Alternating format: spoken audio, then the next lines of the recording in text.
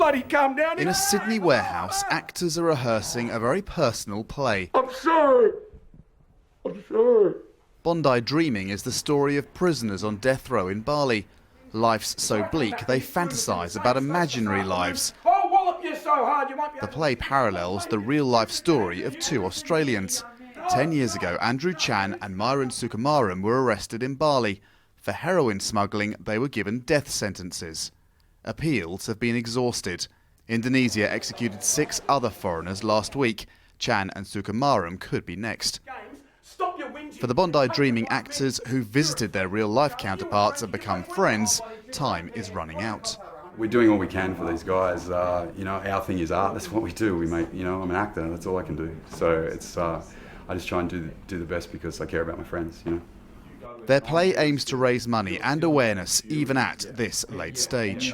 This play was first performed back in 2008. Back then there was still hope for the characters' real-life counterparts. That hope is now all but extinguished. This play has an urgency it hasn't had before.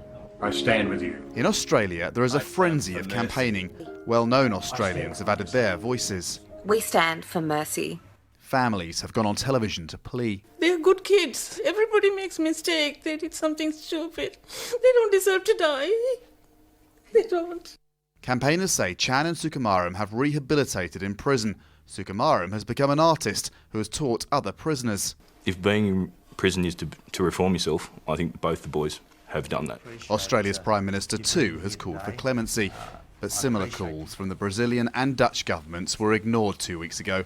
And Australia's government has not yet said publicly relations will be severely damaged if the executions go ahead. President Widodo seems resolute.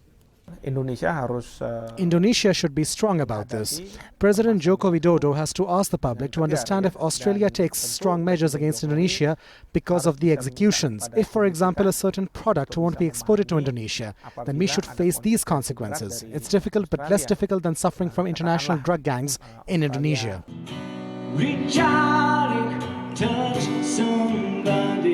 On Thursday, there was a vigil and concert in Sydney. The call, have mercy. But it seems unlikely Australians can save 2 of their own.